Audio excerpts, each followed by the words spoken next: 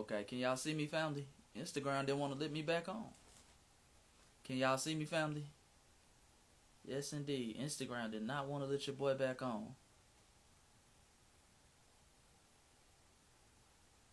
Instagram did not want to let your boy back on. But like I was saying, family, before the video ended, and I don't know why Instagram, sometimes it'll let you go over an hour on live, then other times it act like it don't want to let you go over an hour. You see what I'm saying? But like I was saying, family, we got to start taking back our history. We got to start writing our stuff in textbooks so we can put these books in African-centered schools or black-centered schools. You know, these are the things that I'm talking about right here. I want to show y'all this. And I want y'all to notice, and I couldn't find an actual census form because, damn, when I try to look for something, then all of a sudden it don't want to show you something. See what I'm saying? But notice this. Notice what it says, white. It says white, a person having origins in any of the original people of Europe, the Middle East, or North Africa. Family. White people are not the original people anywhere. All those places you're describing African or black people. The original, meaning the first. The first? White people weren't the first anywhere. You dig? Notice what it says about black people, though. A person having origins in any of the black racial groups of Africa.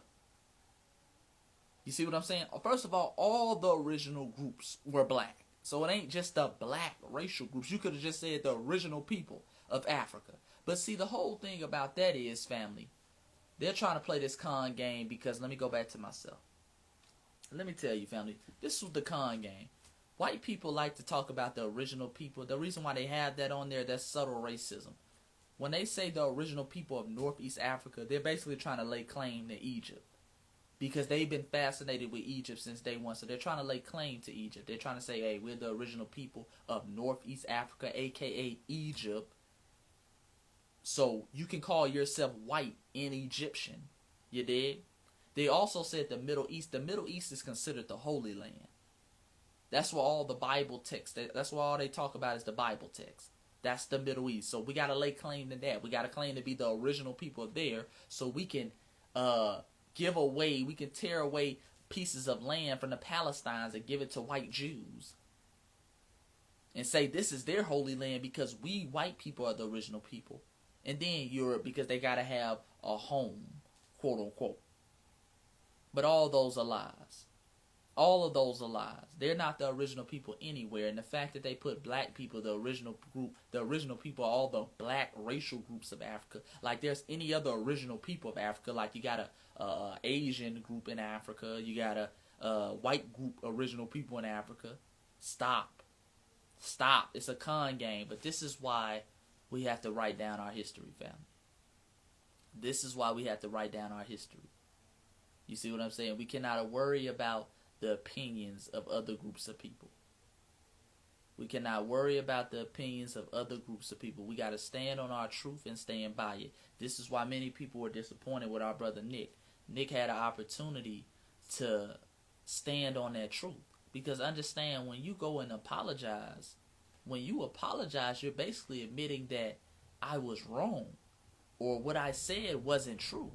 So yeah, it was anti-Semitic because it was lies. It was conspiracy theory because it was lies.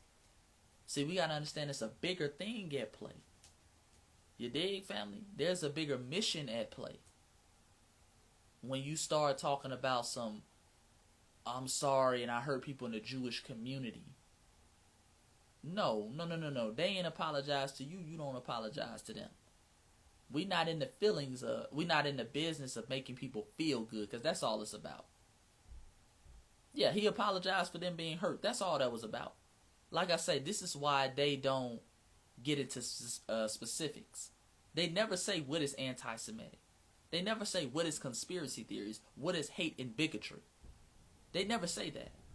They always just throw out, oh, he's anti-Semitic because I'm white and I say so. So whatever the white man says has to be the truth. You dig? Who is the richest human being to ever live? Mansa Musa.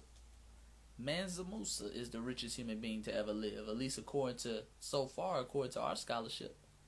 Mansa Musa is the richest human being to ever live. You dig? Which reminds me, let me answer some questions, family, because I've been going about an hour and about 10 minutes of just straight talking. So let me answer some questions. Yeah, and like I said, I think personally, family, with the Nick Cannon situation, I don't think it was about the money. Because seeing the brother talk and listen to him talk, he's very smart with his money. He was talking about buying gold and real estate and things of that nature. I think this was more so of Nick has been in Hollywood since he's been a young teenager. I think they didn't covered up something for Nick when he was young, and they tried to threaten to bring that back out. That's what I think it was. They didn't covered up some skeletons for Nick, and they like, hey, you know, we gonna bring back out these skeletons if you don't get back in line. And Nick was forced to, hey, you know what I'm saying? Hey, let me get back in line then. I don't even think it was a money situation. Yeah, because Nick been in Hollywood. Nick been in Hollywood since he was like 12. He was the youngest executive producer of Nickelodeon. You dig? He didn't say anything anti-Semitic. He didn't say anything anti-Semitic. So I think they didn't cover up some skeletons for Nick. But going back to us, as a teaching method for us, family, we have to start getting our financial bag in order. We have to start getting our financial bag in order. Not saying that was Nick Cannon's situation. Like I say, I don't think that was his situation. But we have to get our financial bag in order. It is so important for us to have multiple streams of income. Understand, we are in times of war. If you're going to speak like I'm speaking, or if you're going to speak like you're speaking the truth. Because the truth is seen as anti-everything now. If you speak the truth, you're a racist. You're a reverse racist, as they call it. If you speak the truth about members of the Jewish community, you can say, hey, well, you know, Jews oppress me in my neighborhood. Oh, anti-Semitism. You see what I'm saying? We have to be ready in times of war. Financially, spiritually, politically, militarily. We have to be ready in times of war, family. We cannot continue to sit back and talk a lot of shit but not do anything on the side.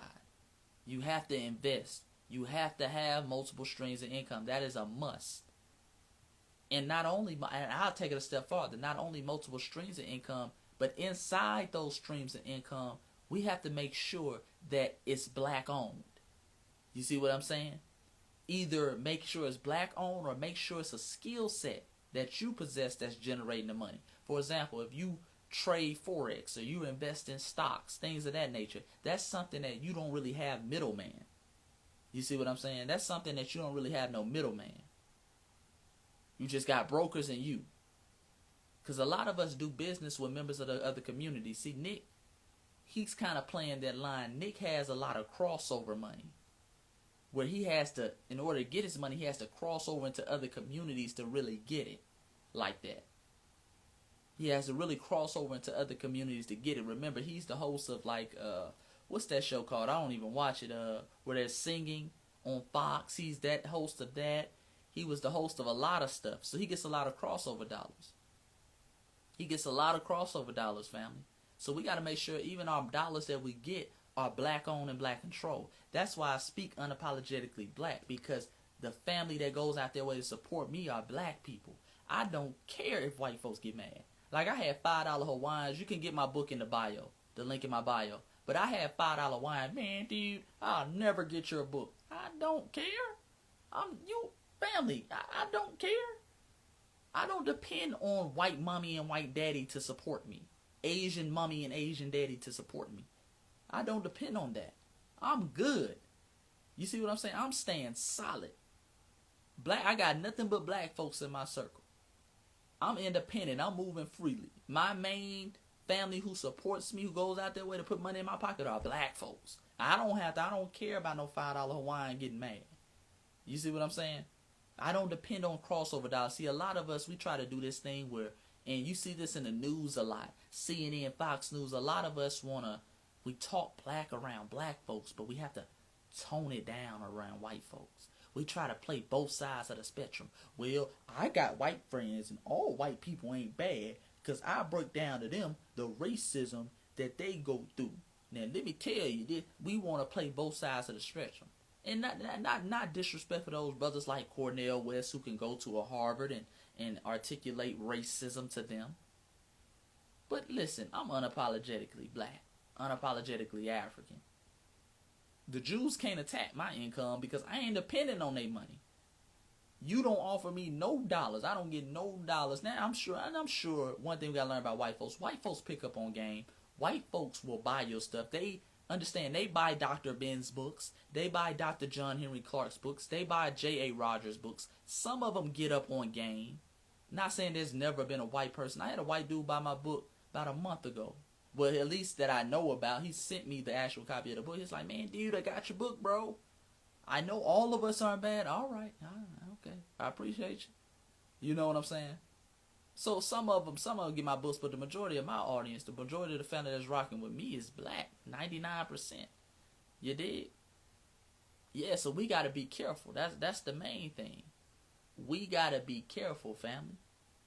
When you have multiple streams of income, all of them don't need to be crossover. I ain't saying there's nothing wrong with getting white money, because white people get our money as well.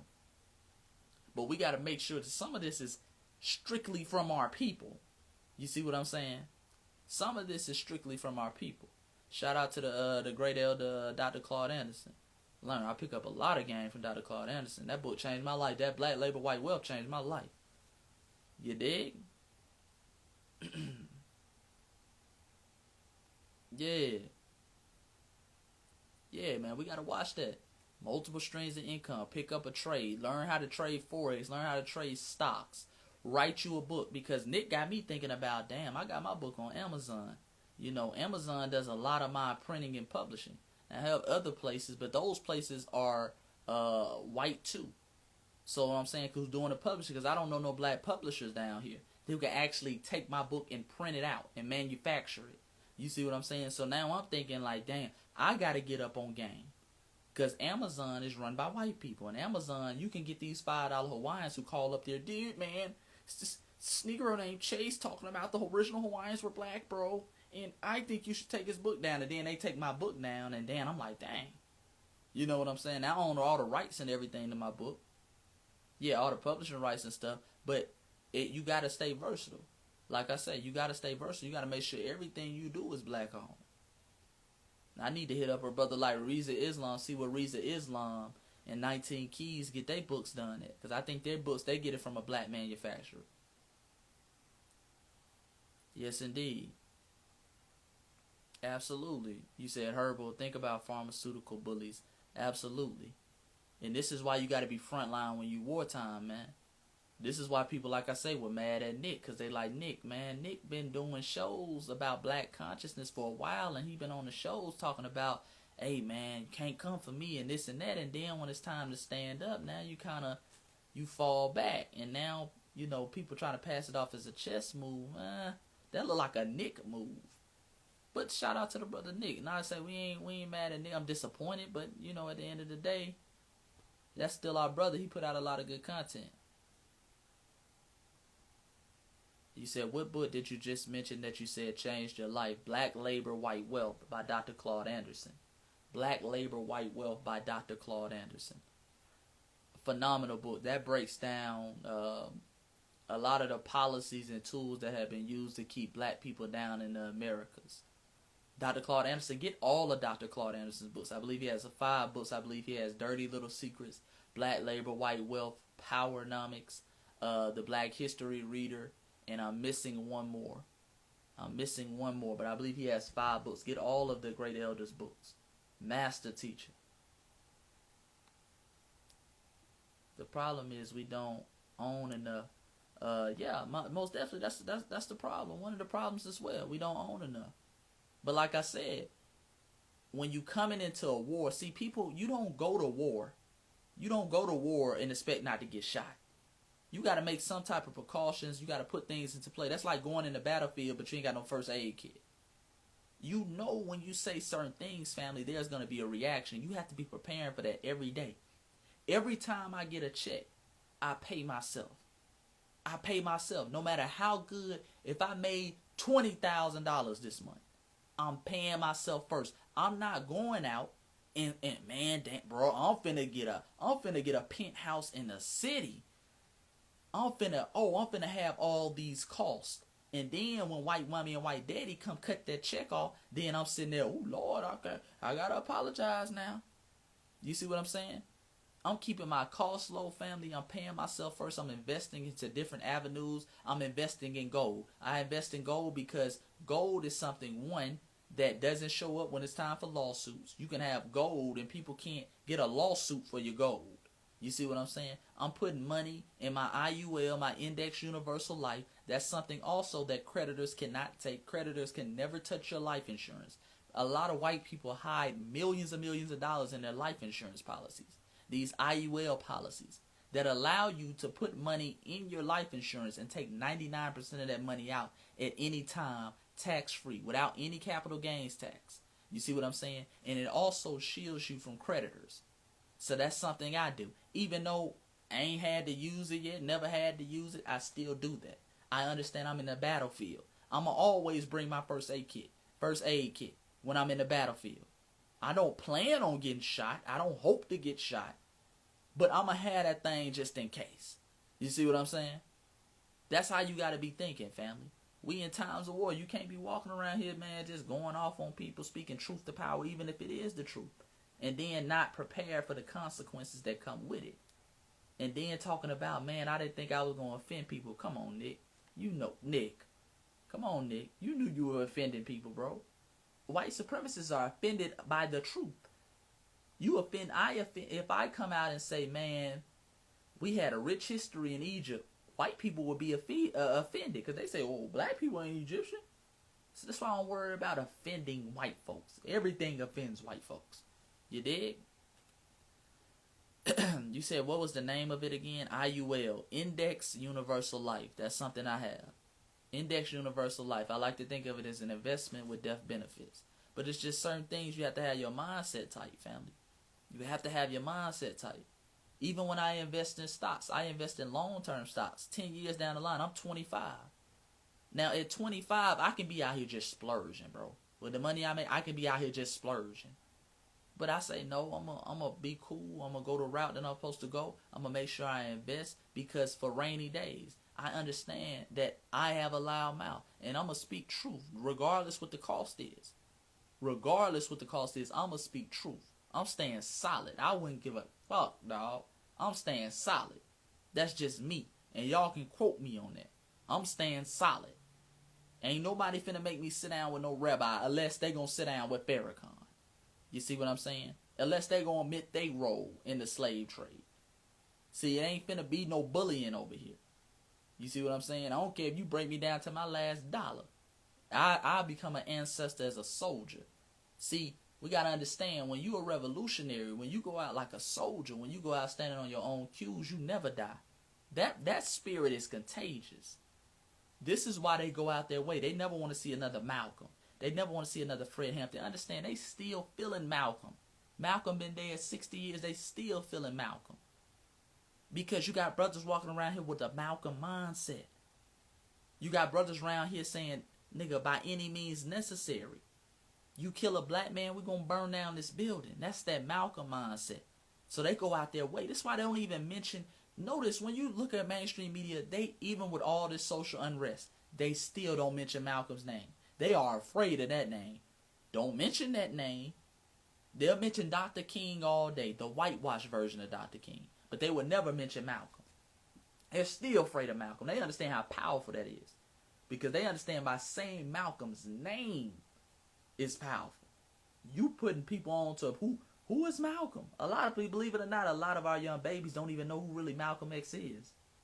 They know Dr. King. You rarely see Malcolm X Boulevards. You see a whole bunch of MLKs. You don't see no Malcolm X Boulevard like that. I think they got one up in New York. I don't think we have any down here in Atlanta. They don't name streets after. They are serious about that. Because that type of spirit is contagious. That type of spirit right there is contagious, family. Absolutely. Fred Hampton, another young genius. They killed Fred Hampton. J. Edgar Hoover called him the Black Messiah. They said we got to get him up out the paint. That spirit, that energy is too contagious. You can't let black people get on with that.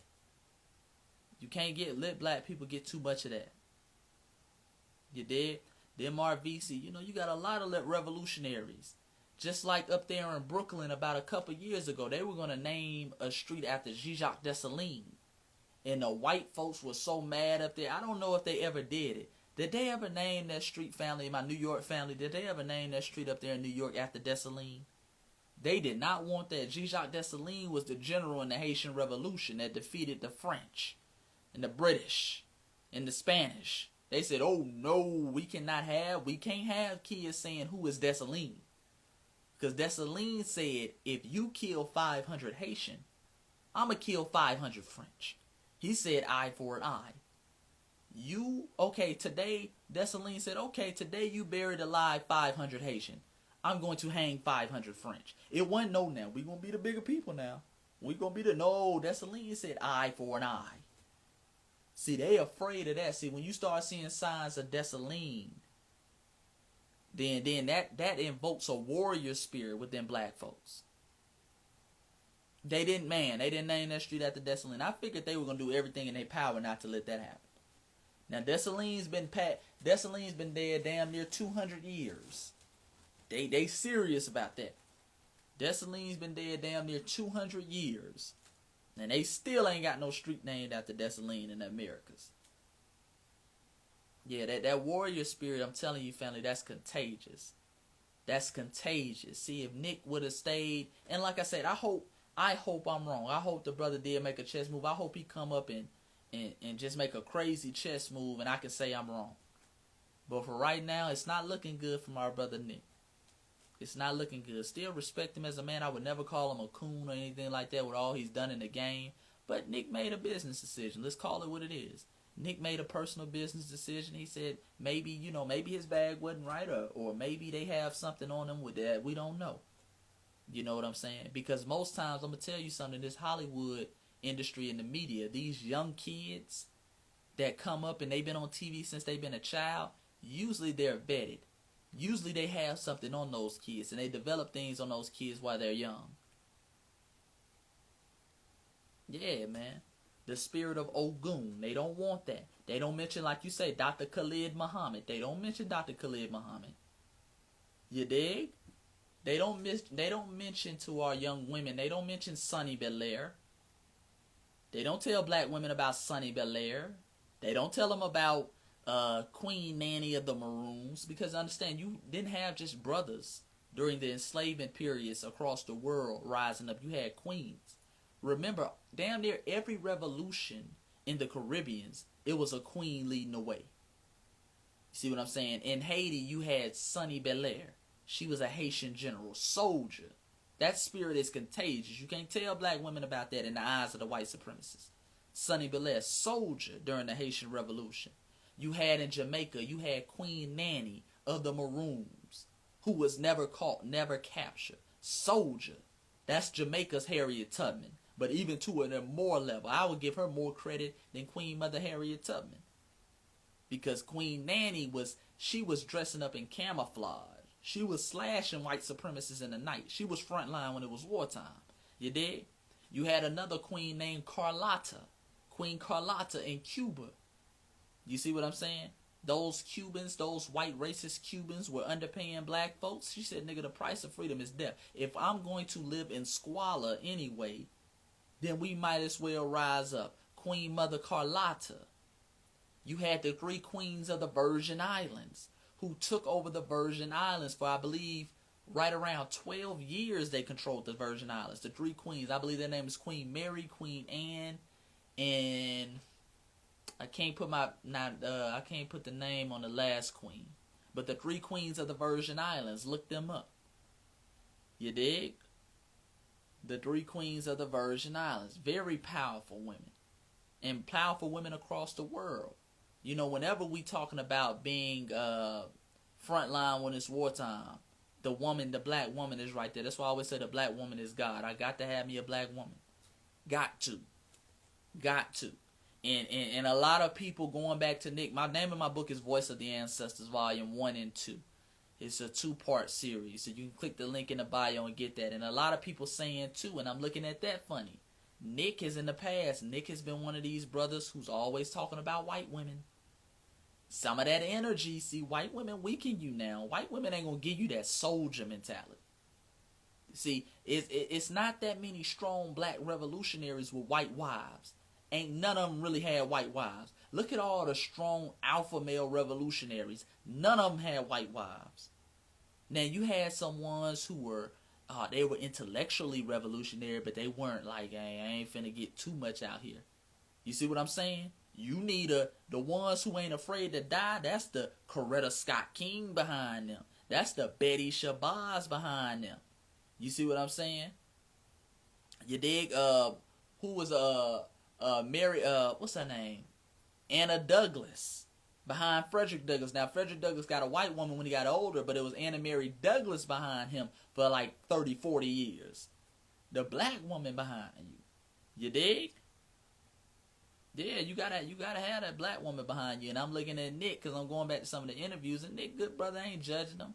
I don't think he's never said anything derogatory about black women, but you know he's been one of these ones. I don't discriminate now. I get with the white women. That white woman. See, you need a black woman. A black woman gonna check you. A black woman gonna check you. She gonna tell you, bro, pick your pants up, bro. I'll lead if I need to. See, when it take a strong woman like Betty Shabazz, understand Betty Shabazz saw Malcolm shot in front of her. Malcolm was shot in front of his daughters. And she raised those young queens up into the women they are today. While she was, I believe she was a single mother, just got out of nursing school. She raised strong black women. Only the black woman can do that. While holding herself together, because you know she was hurt. She just saw her husband die in front of her. You need a black woman like that. You see what I'm saying? And when you look at, you said Frederick Douglass' second wife watered him down. Maybe so. I have to do more research on that. But I know when Frederick Douglass was that warrior brother, he was out there in the streets, he had a blue-black chocolate sister holding him down. You see what I'm saying? And all throughout history, you got to understand, just going back, it was a black woman. When they talk about Egypt, when white folks talk about Egypt, it was a black woman who kept those Romans from going deeper into Africa in ancient times. Queen Candace, the one-eyed queen. Her husband was killed fighting the Romans. It was her who rode in on them elephants and started getting them Romans up out the paint. See, that's the beautiful thing about the black woman. See, you got your strong black woman. The black woman can take the lead for a while. She can become the protector if she needs to. You see what I'm saying? Because the black woman has been through everything. Been through everything. They're used to it. They've been abused, and I would still argue they're the most abused people on the planet to this day. It was Queen Candace, though, who got them up out the paint. She forced the Romans to sign them peace treaties and stuff like that. The one-eyed queen.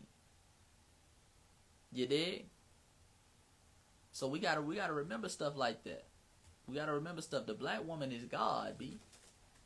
You dig? All across the country, man, you always gonna have the black woman by your side. There is no African civilization, whether we talk about Egypt, whether we talk about Kush, Nubia, the Timbuktu, Angkor Watts over in Asia. The black woman is always there. Can't have no civilization without her. Can't have no civilization without her. Yeah, put your questions back below, family. Let me answer some questions. I've been talking a lot. Let me answer some questions. He said to change the ideology, you got to be in the culture, diffuse the psyche. When you do PA events, refrain from identifying problems with favoritism. Okay, I'm a little lost on that. Maybe I'm just reading that out of context. Yeah, put your questions below. What does your what's the headband represent you always wear? This is our brother 19 Keys designed this, and it represents freedom, justice, and equality. You see what I'm saying? Freedom, justice, and equality. The balance it takes in the universe. So on the thing you have the sun, you have the moon, and you have the stars. The balance that you see in the universe. Everything plays an important role. You see what I'm saying? That's what you want to be balanced. It also, I like wearing it too because it highlights something that we've been told not to highlight. It highlights my mind. People are naturally attracted to it. Like, damn, what brother got on his head? I want you to look at my mind. I stop looking at everything else. You see what I'm saying? So I like that. When a queen see you, she see you got your crown on. The first thing she paying attention to what's in your mind. That's important. So it's a symbolic message. Like, okay, look at what is in his head first. Oftentimes, you know, as a brother, when we looking at women, We looking at their bodies and this and that, but we ain't paying attention to what's up here. And vice versa. Same thing when women look at man. Sometimes they looking at his physical attributes or how he look, but you got to pay attention to what's in the mind. So I think that's a powerful statement, you know.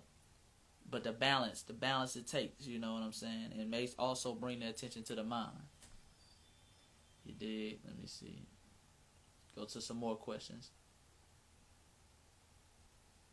Isn't he building a community? Isn't who building a community? Isn't you talking about 19 Keys? I don't know. I heard him and Jay Morrison were doing something. Maybe they are building a community. Maybe they are building a community. I know they were down here in Georgia looking at a community, but I don't know if they bought it. You said people have mentioned we are war. Do you think so? What do you mean we are war? What do you mean by that, Queen? Barbie in the making. What do you mean by that? The Honorable Elijah Muhammad wore that saying. Absolutely. It represents balance. Now, I'm not a Muslim. I wanna be clear on that. I'm not a Muslim, but I mess with the message. See, one of the beautiful things about when you become to a certain level of conscious, you're not ego-driven. A lot of brothers are ego-driven. They agree with some of the things that Honorable Elijah Muhammad might say, but no, I'm a Christian, so I ain't even gonna look at them. No. You see what I'm saying? Just like I be posting stuff, I post something on Brother Polite. Brother Polite dropping knowledge, and you have somebody come in there, man, he a scammer. Okay, brother, what did you disagree with what he said? Well, I agree with it, but he a scammer. Get out that ego shit. Get out of it. Don't ever buy nothing from Polite then. But as far as the knowledge and information, just speak on that. You dig? You say, black people are at war. As people, we are at war, but don't realize it. Oh, absolutely. Absolutely, Queen. We've been at war. You know, we've been at war for the last 500 years. We've been at war for the last 500 years. The moment that the first child got snatched and put on that slave ship, we were at war. Best believe that. We are at war. And a big problem with black people, and one of the complex things about white supremacy, we don't understand that war sometimes is discreet. War is, like I just showed you, war is this census form that says a person of white origins is a person having any of the original people of Europe, the Middle East, or North Africa. That's war. That's war. They just said, we're going to take back your history. They said white people. We're part of the original people of Northeast Africa, Middle East. That's war. That's war on your mind. You see what I'm saying? That's war on your mind. So it's different levels of war. We've been attacked psychologically. Of course, we see the physical part. When police are hitting us with batons and things of that nature, we see that part easily. You dig? How do you discern factual information versus disinformation? Doing your own research. Doing your own research. That's important. That's important. Even with what I'm saying, family. I never want anybody to look at what I'm saying and take my word for it. I want you to go and do your own research. That's important. This is why in my book, everything I write in the book, I source. Both of the books have over 150 sources in it. I don't want you to take me on face value. You see what I'm saying? I have no problem with people disagreeing with me. I have no problem with people saying, man, show me a source. Look, cool. No problem, G. No problem at all. I'll show you a source. And I like when people do that because that means you're thinking for yourself. Now, the biggest thing is when white people give you some information, tell them to show you a source. When they come at you with that Bible, tell them, show you a source. You see what I'm saying? Because too many times when it comes to black folks, we got to run through loopholes. I got Negroes, I got to show them 15, 16 sources. Man, but you showing me the source, but where your DNA evidence? Show us the DNA evidence. Well, you showed me the DNA evidence with the literature evidence. Oh, we showed them the literary evidence. Man, but you showed me that with the anthropological. All right, nigga, I'm not finna keep playing this game. You see what I'm saying? But the key is doing the research for yourself. Doing the research for yourself and keeping that same energy with white folks. A lot of times we take white people shit off face value. He said, I've been consistently growing in my research with the opening and awakening of my spirit and life since I left Christianity. What would you suggest is a good practice to expand my knowledge and practice? Are you talking about spiritually? If you're talking about spiritually, I would just read. Just read in general. Read spiritual books. Read The Origins of Western Religions. The Origins of Western Religions by Dr. Yosef Ben Yuckerman. Get knowledge about what you're putting back in your mind. You see what I'm saying? Study the origins of those religions. Study the origins of Christianity, of Judaism, of Islam. You see what I'm saying? Study that, because all religions, family, is the study of nature around you and where you fit into that nature. You see what I'm saying? And our ancestors understood that. This is why when you go back and look at ancient African spiritual systems, everything is describing the nature around them. You see what I'm saying? You had the sun god, Ra. That didn't mean there was a literal dude named Ra who was made of the sun, but that was describing the sun and the energy you got from that. You see what I'm saying? The energy you got from it. You had Amen, that's Adam. You see what I'm saying? Amen Ra. You had to put the two gods together. Amen was the god of the north. I think Ra was the god of the south. When Kemet unified, they became Amen Ra. Amen Ra later became Amen. You see what I'm saying? That later became Amen. So you putting that Adam and that sun together to create the human. So that's on a deeper level. You see what I'm saying? But Amen Ra later became Amen. So it's about, when you look at religions, it's about describing the nature around you. We turn it into this spookism and this thing where it's about a dude on the sky who controlling everything. Our ancestors never meant it to be like that. And our ancestors knew it was mythos. It was used to teach. And that's an important thing. Get out the literal aspect of religion. If you get out the literal aspect of religion, you'll be a lot better off. Trust me. Gotta get out the literacy. You see what I'm saying? The literal, being literal about everything. Do you feel it hasn't changed the DNA of black Americans? Epigenetic has changed the DNA of black Americans and have made us passive. For example, recording violence against other black people and doing nothing. What do you mean by epigenetic? Shot by Chrissy J. What do you mean by epigenetic? I don't know. I'm not gonna lie to you. I don't know what that means, God. But I think we have developed a submissive mindset, if that's what you're saying. And we developed that submissive mindset during enslavement of our people. You see what I'm saying? We have developed, like you say, people recording violence of other black people and doing nothing. That's a form of the slave mentality. We were at war for a long time before the transition. Absolutely. You know, we going back to the Punic Wars, we've been fighting white people a long time, but at the same time, 1492 marks the year where we were under systematic white supremacy on the global level. See, white people before 1492 weren't really controlling the world like that. You see what I'm saying? They had their own little regions, but they weren't controlling the world like that. After they kicked the Moors out is when they started controlling the world. That's when they started controlling the world. So they've always had their little own sense. We always knew, man, it's them white folks over there. They crazy. They always trying to control stuff, but we never thought they would actually be in control. And we're left with situations like we in today.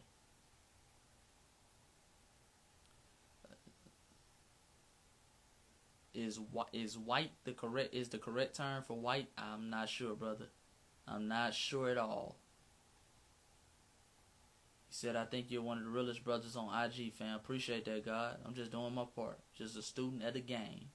You know what I'm saying? Appreciate that, God. Thank you for all the love and support. You know, the family who likes the book, man. It means a lot to me. You know, if you don't know already, you can get that book, Voice of the Ancestors, Volume 1 and 2. The cover of Volume 1 is behind me. Volume 2 is, I need to put the poster up in the room. But, yeah, Volume 1 is behind me. You get that link in the bio. Link in the bio. I have to get your books for my son. I wish the library carried them in audio. Yeah, I need to do an audio book, man. Damn, audio book is like recording an album. I don't like doing audio books. But people was like, man, you can't do an audio book if you're not going to actually read it. So I'm like, all right, you know what I'm saying. I got to try to do the audio book, but, you know, it's like damn near recording an album. You got to have a mic, and then you have to have your stuff approved and things of that nature.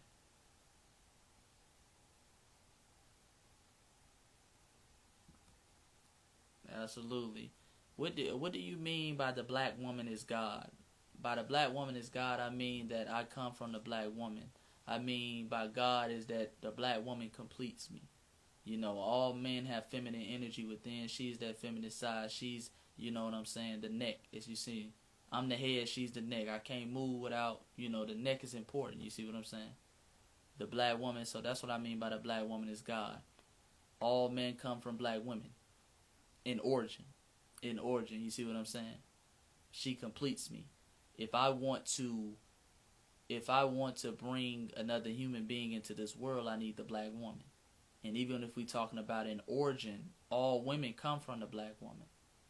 So, you know, that's what I mean by the black woman is God. She's got the oldest DNA. She's my God. Every time I pray to the black woman delivered, like I said, the queen nannies of the maroons. You had even different black women. You know, Europe is named after a Phoenician goddess named Europa, named after a black woman. The state of California is named after a black woman, Queen Khalifa. Queen Nanny of the Maroons, like I say, just different black women who have fought and died for my well-being. See, a lot of motherfuckers done prayed to Jesus, but Jesus ain't never came down. You pray to the black woman has delivered as best as she could. You know what I'm saying? Sacrificing her own self. It was the black woman when we got whipped on the plantation. She was the one healing your wounds. She was the one staying steady. She was the one, even after you had perished in wartime, she was the one raising the kids and making sure that your lineage went on to the next level. So the black woman is God to me. I'm a God too. I'm a God too. Don't mistake that. I'm a God as a black man. I'm not saying that I'm not a God and she's the only God. No, I'm a God too. But this God completes me. This is the Holy Trinity. The black man, woman, and child. That was Asara Set in Haru. That's the original Holy Trinity. You dig? I'm a God too. I agree with that.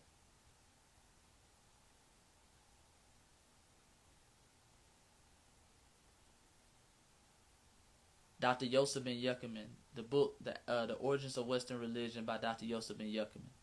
Dr. Ben. We just call him Dr. Ben. Let me skip down. I'm way behind on the questions. Yeah, if people been telling me to a podcast, family, I'll be so busy. I don't have time for a podcast right now. I'm not going to lie to you. That's why I try to go live for y'all. You said, thank you. I received my book last week. Thank you. Yeah, I be missing some questions, family. I'm not trying to miss your questions on purpose. I'm not trying to miss your questions by purpose, you know. We are the gods. That's what I mean. We are the gods. The God lives in us. You see what I'm saying? We are gods on earth having a human experience. We've been here a long time. You see what I'm saying? Everything we see is perceptions of the God's reality. We are the gods. Everything, that's what I mean by that. When I say the black woman is God. You dig? Without the black woman, there would be no humans. If there was no humans, you know what I'm saying, you wouldn't be able to see the trees, all this earth, and you wouldn't know it existed. Your reality is seen through her. It started initially through her.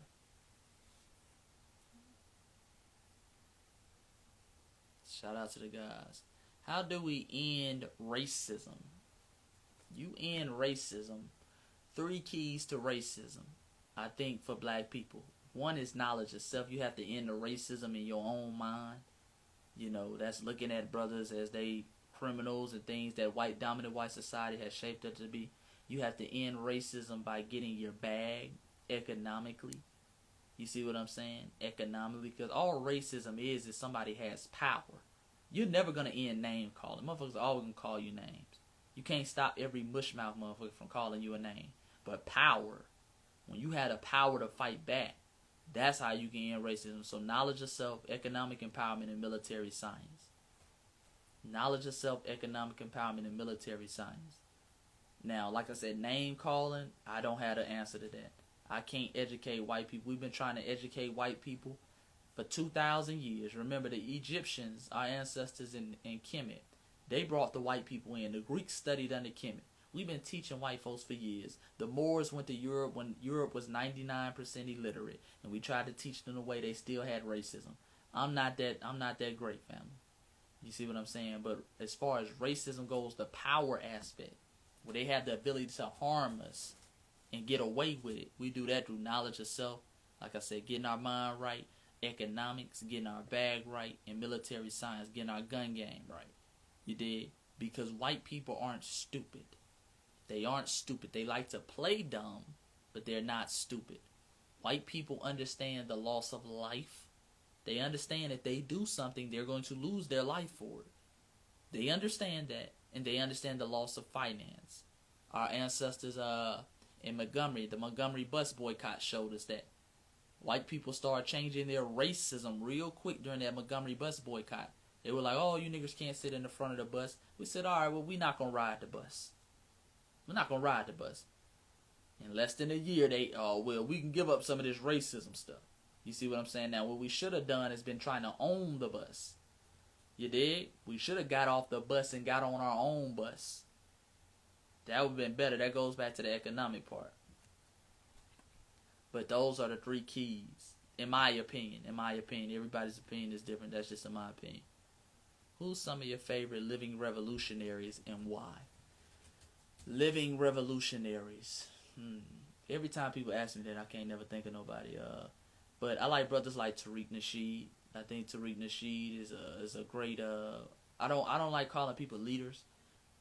He's a great person to learn from.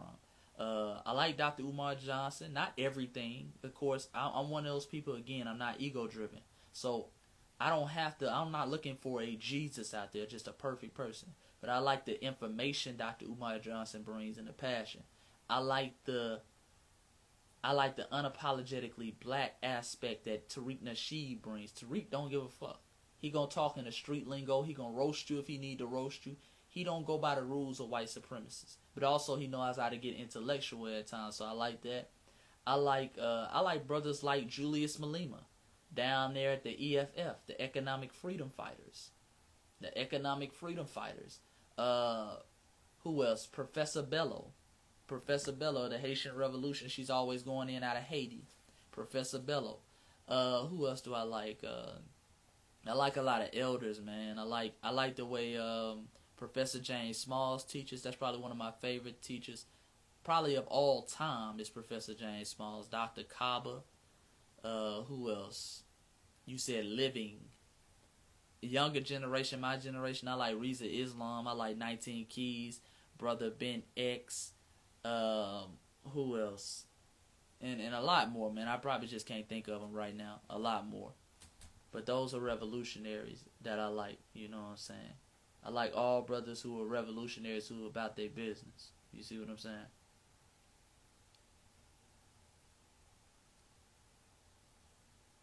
Is Voice of the Ancestors a form of black consciousness, finding one's identity, or can it be considered a depth circumference? I don't know what you mean, official. Yeah, Voice of the Ancestors, you talking about as far as the book? The book is about black consciousness. It's about black consciousness. That's what the book is about. No, when I say the black woman is God, I'm not talking about from a religion aspect in that sense. You see what I'm saying? I'm not talking about a religion aspect in that sense. You said racism is needed but not prejudice. Racism only means we care first about our own race. Okay, I respect that. I respect that. How do you feel when black brothers down talk another black man in front of his black woman? Shit, that's on the black man. I'm not gonna let no brother down talk me in front of my queen. You see what I'm saying? I'm not, and she not gonna do that either. She not gonna let that happen either. So I mean, that's. I think if you getting essentially bitched in front of your woman, then I think you gotta look at your own mirror. Now I don't agree with that. Of course, I would never do that. I like pulling brothers to the side. Even when I've had disagreements in the past, I'll pull that brother into the side. Because a lot of times when you do that in front of somebody's woman, they get into an ego thing. Where now I gotta fight you because, bro, you really just tried to play me in front of my queen. You know what I'm saying? So now you put brothers in a situation like that. So the mature thing would be to pull that brother to the side. Even if it's nothing big, even if you're not trying to clown him. never do that in front of a woman because the emotions and the ego take over then. Now it's all, damn, bro, I got it. You didn't call me out. You didn't embarrass me in front of my girl. Now I feel like to make up for that, now I got to fight you. See, that's how things go left. You know, so the little things. The little things. And like, you know, I'm big. I used to get out of character a lot. I used to let women get in my head. You know, I used to have a girlfriend in college, bro. She knew how to make me mad, bro. Made me so mad, and I started yelling back. We both yelling at each other. Now, I ain't never hit no woman or nothing like that, but I would get into a feminine energy. Women are smart, man. Women will get you to where you're screaming and you're acting feminine is like they are. I learned that that's a feminine characteristic, going back and forth with a woman. Just arguing, going back and forth. Now, I'm going to get the last word. That's feminine energy. You got to stay masculine, too, as a man. Women respect that more. You'll get their attention more when you do that. When you don't scoop into feminine energy, that's very important. You got to stay masculine. Stay in your masculine frame, man. Stay in your masculine frame. Don't let nobody get in your head to where you start acting feminine and you arguing back and forth. You dig? Let me see. I'm going to answer a few more questions. Then I got some stuff to do, family. Do you think Christianity is our biggest enemy? No, I think white supremacy is our biggest enemy. The white people who practice Christianity aren't really practicing Christianity. They're practicing white supremacy. They're practicing white supremacy. Understand, most black people are Christians. Most black people are Christians. So if it was just about they wanted us to practice their religion, then we'll be straight. They're practicing white supremacy. I think white supremacy is our biggest enemy. That's what I think is our biggest enemy. Because like I say, a lot of these religions, they're not practicing a religion, family. They're practicing white supremacy. That's why they don't mix the white church and the black church. This is why, again, going back to Jews, just going back to religion in general, Jews love to call other people anti-Semitic. They are the biggest anti-Semitic people because they deny our black brothers and sisters, the Falashas, the Ethiopian Jews. They don't congregate with them. They deny them of homeland. They don't give them any of that resource money, that Holocaust money. They don't open their arms to them. They don't do that at all. You see what I'm saying? The real religion is white supremacy. And the Jewish community has showed us that they've been in every aspect of white supremacy. From slavery to Jim Crowism to today. You see what I'm saying? They're in every aspect of white supremacy. Don't let it fool you. They love to talk about being anti-Semitic, but if you look up, all these music and record labels are run by Jews, and they allow black people to call each other niggas and this and that, call our black women bitches. So they're cool when it's not done to them. The real religion is white supremacy that is hidden behind religion, what we call modern day religion. Do you think the public protesting, marching works? No. I'll put it like that. Do you think marching, somebody said, do you think marching and protesting works? No, I do not. To a certain degree. I think if there's no end goal, it has to be, first of all, I just don't believe in marching in general. I believe in setting out the demands. If those demands are not met, then I'm going to hit you economically. If economically it's not working, I'm going to just hit you physically. You see what I'm saying? I'm going to just hit you physically. Because at the end of the day, what black people we try to do is, I feel too many times we try to shame white folks into stopping racism. White people do not care about black people. They don't care if you call them a racist. You see what I'm saying? They don't really care if you call them a racist because they have the power. You can't affect anything. Even now, the people that we get them fired because we still have to go through white people to get them fired. We're not firing them. You see what I'm saying? So I believe in economic protesting and physically protesting. I believe if you hit me, I hit you back. That is my protest. That's telling you don't hit me again. You see what I'm saying? That's telling you don't hit me again. You know, when I was young, I used to get a whooping. My dad used to tell me, he used to tell me, you can't hear, but I bet you can feel. That's how we have to look at white people. They cannot hear. We've been talking, we've been talking, we've been talking, we've been talking, we've been marching, we've been dancing, we've been twerking, we've been trying to integrate. They can't hear. We've been telling them about racism. They can't hear that. Let's see if they can feel it. See what I'm saying? When the day comes that, okay, we're getting beat up, the cops are getting beat up, then things, I promise you, things will change. That's human nature. Human nature will not allow you to put yourself at risk. The body's going to always have cautions about. See, there's no caution for white people. White people, you kill a nigga, okay, I just get an all-white jury and I get off. There's no repercussions. You see what I'm saying? It's just like a child when you're looking at a child. You know, a child doesn't have any repercussions for doing something bad until you whip them or until you discipline them. You see what I'm saying? Because some people don't believe in whipping their children. But until you discipline them and you put them in that corner, now they understand, okay, it's repercussions. Same thing with these cops. Cops kill us now, it's no repercussion. Yeah, I'm going to get some scrutiny, but at the end of the day, I'm going to get a paid vacation. I'm going to get a GoFundMe raised by white supremacists. Shit, this is really a dream. And then I can convince myself, I can watch Fox News every day to tell me why I was justified so I can live with myself. You see what I'm saying? There has to be repercussions. Marching really doesn't do that. Marching is the end goal. If you continue to ignore us marching, what are we going to do? We're going to march some more. That shouldn't be the end goal, family. That shouldn't be the end goal. See, that's our version of good trouble. And rest in peace to John Lewis. I didn't agree with a lot of what the elder said, John Lewis, but rest in peace to John Lewis. You dig? Rest in peace. He passed away. What was that? Yesterday or the day before yesterday? So rest in peace to John Lewis. I didn't agree with a lot of the elders said, but I think at the end of the day, he was for the empowerment of black people. You know what I'm saying? He was funny with it, but he was for the empowerment of black people. So rest in peace to John Lewis. You know what I'm saying? I don't want no John Lewis energy as an ancestor. You know, I don't want no good trouble energy. I want that Dessalines energy. That's just my opinion. But rest in peace to John Lewis. He could have been harder out here cooning. You dig? I don't believe he did that. Much respect, guys. Somebody said they learned a lot tonight. Much respect. Much respect. I'm just doing my part. I missed some questions. Somebody said, how is that feminine energy? I guess you're talking about when I was talking about arguing with women, because that's getting you into, as a man, I feel like as a man, you have to be the one who takes the shots. You're the protector. You have to be the one to put yourself at risk. If you're not even willing to lose an argument or just to shut up, then that's feminine energy.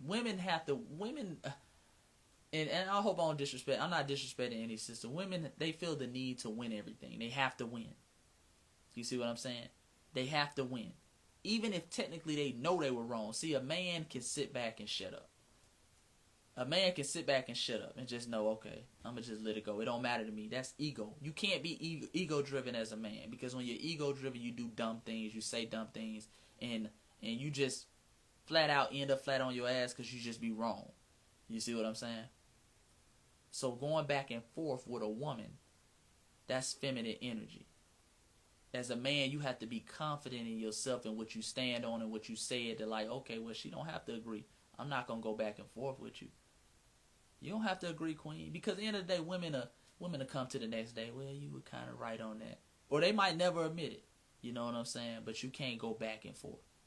Some women get a kick out of that. You just going back and forth arguing, I know how to push his buttons.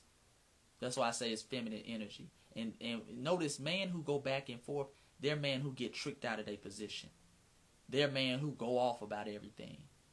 See, a lot of people, white supremacists, notice a lot of... oh, wait, hold on, family. The video is about to end again. Hold on 1 second, family. The video is about to end again. I'm going to end the video and I'm going to come right back on and finish my talking point.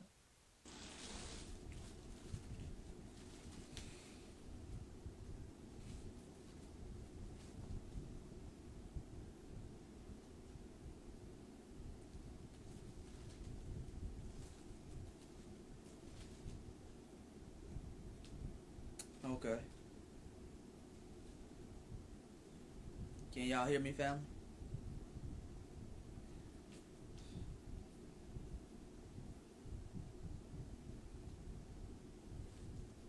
Can y'all hear me, family?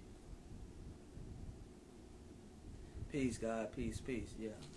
I'm back. But like I was saying, family, I was talking about somebody asked me how is arguing with a woman feminine energy. Because at the end of the day, a man, you got to be able to stand. You got to be able to put your ego to the side and just shut up and just stand on your principles. You notice brothers who go back and forth and be arguing a lot with women, these are brothers who get tricked out of a position a lot because they can't let stuff go. You see what I'm saying? You got to take that petty aspect out of it. You got to take that petty stuff out of it. And sometimes as a man, you're going to just have to be able to eat a bullet sometimes. You know what I'm saying? You're going to have to just be able to eat a bullet sometimes. You're going to have to just be able to eat a bullet sometimes. Yeah, my phone about to die, family. I got about 20%. So go put your questions back in the chat room. Put your questions back in the chat room, family. And I'm not saying if you argue with women and you be arguing with women that you ain't no man. I'm just saying that's feminine energy. That's feminine energy. You dig? You said, forget America, build in Africa. Stop relying off the enemy's economy. Rely on your own. Well, the thing about that, my brother, is that we built this economy. This is not the enemy's economy. It's our economy that we built. The enemy just runs it. You see what I'm saying?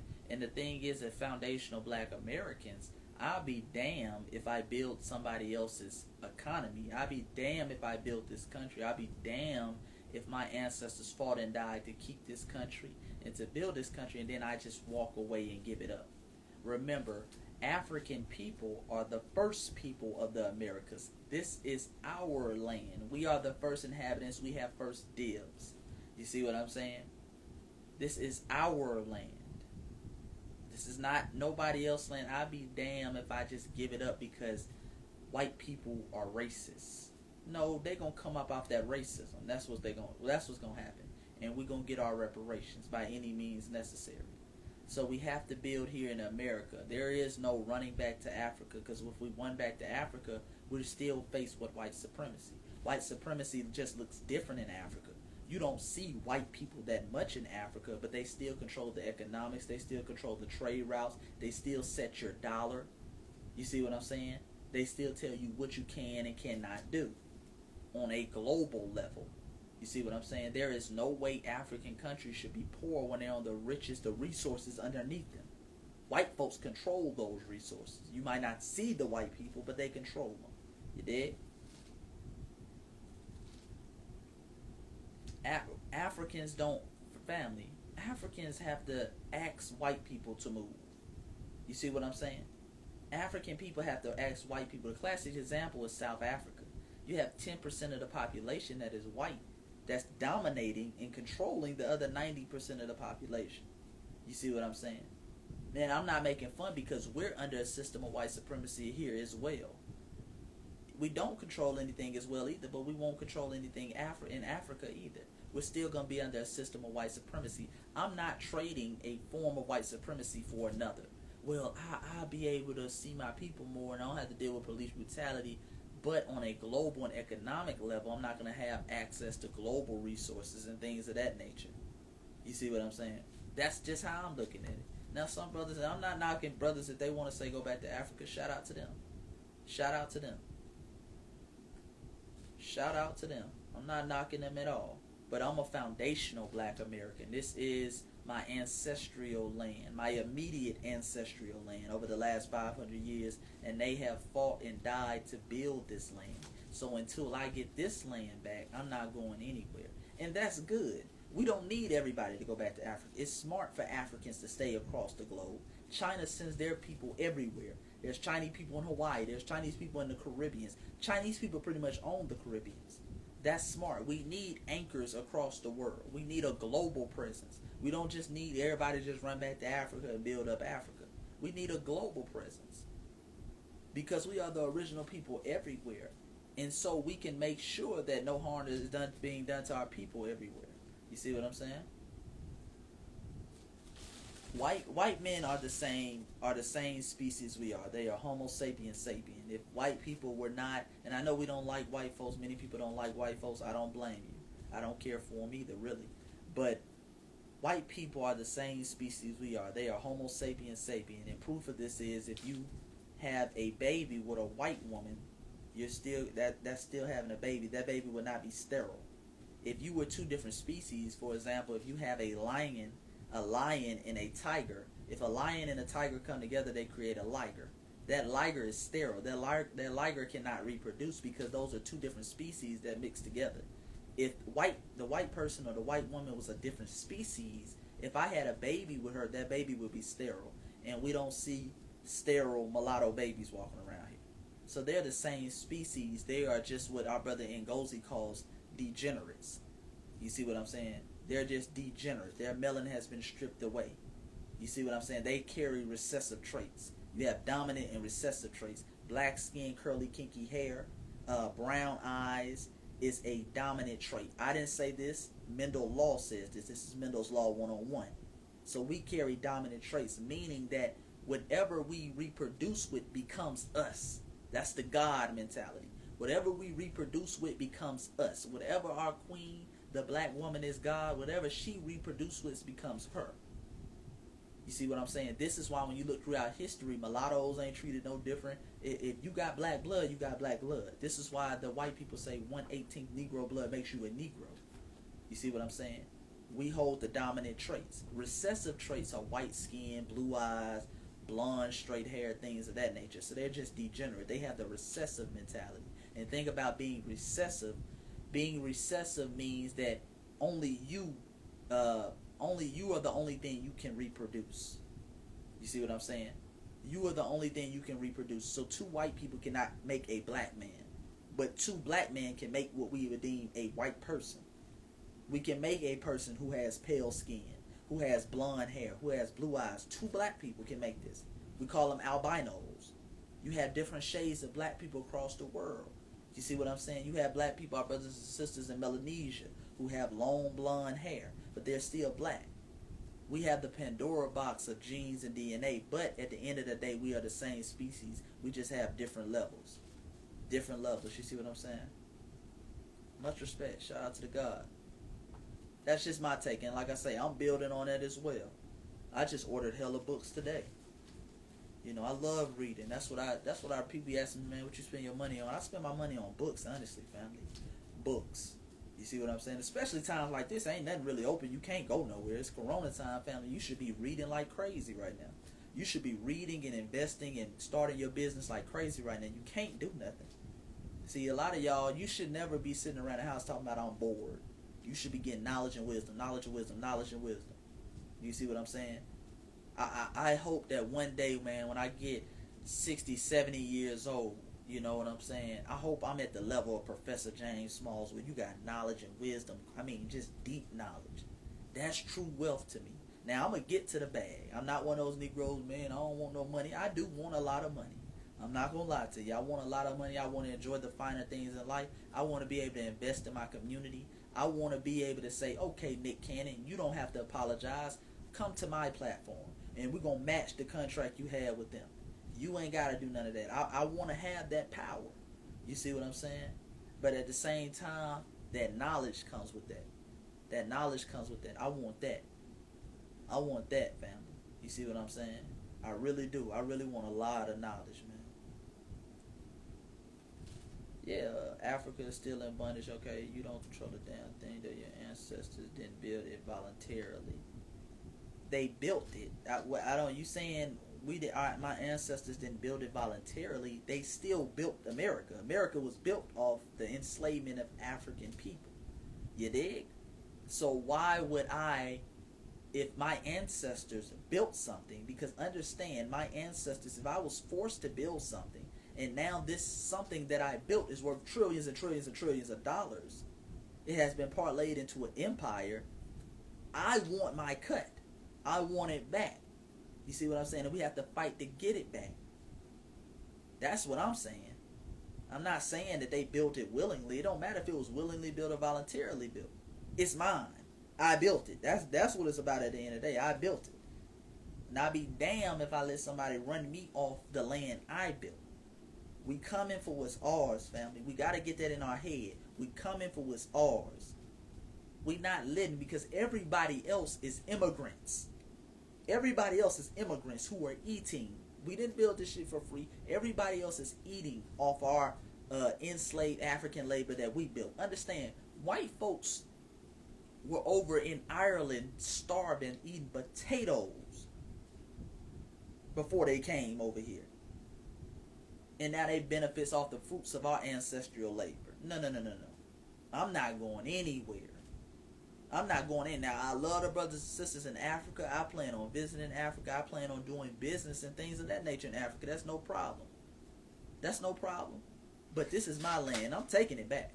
You see what I'm saying? That's the mentality we gotta have. This is my land. It ain't no free loans. People don't give out free loans. When you go to the bank and the bank say, okay, here's $1 million loan, and you don't pay them, they don't just say, oh man, forget it, he ain't never gonna pay me, man, I'm gonna just go somewhere else. No, they say, nigga, we gonna harass you, we gonna arrest you, we gonna get it back by any means necessary, we gonna get our cut. That's the mentality black folks gotta have. We, on the other hand, we build a whole country, a whole nation, $1 trillion economy, built schools, built cities like New Orleans and Charleston and Savannah, built Ivy League schools that are looked at as the lighter beacon of hope nowadays, like Harvard, like Yale. We gave this nation an economy. Slavery was their #1 economy, gave them assets, but we gonna give it away for free. Nah, y'all ain't gotta pay us back, man. We just wanna go back to Africa. No, come on, family. Come on, family. When we left Africa, when many of us left Africa, the nations that we left are not even there anymore. They're not even there. They're not even there. You see what I'm saying? Now, that's no disrespect to Africa, because we all going through a form of oppression. But what I'm saying is we got to stand and fight for what we have here, family. We have to do that. We have to stand and fight for what we have here. Okay? You dig? I'm about to get off here, family, though. My phone is about to die. My phone is about to die. My phone is about to die. We'll probably do that next time. My phone is about to die. My phone is about to... Professor James Smalls. Professor James Smalls. Yeah, my phone is about to die, God.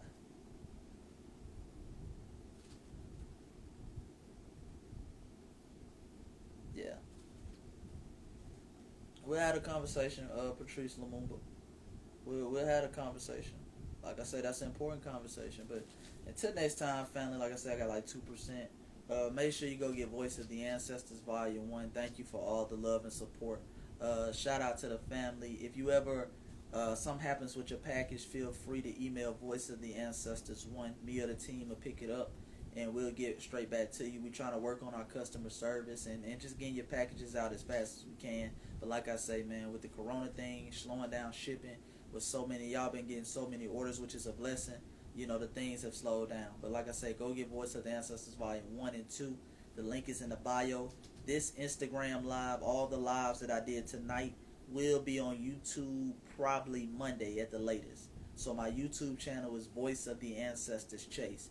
If you have some more questions or anything like that, like Patrice Lumumba keep talking about, let me get on live, send me a DM. We'll solve that, and we can talk in person on DM. But like I say, my phone is about to die right now. I can't get on live. But send me a DM, and I'll probably answer it later on tonight once my phone charges up and once I get this little task out the way. But like I say, family, I appreciate all the love and support. And until next time, peace and black power. I'm out.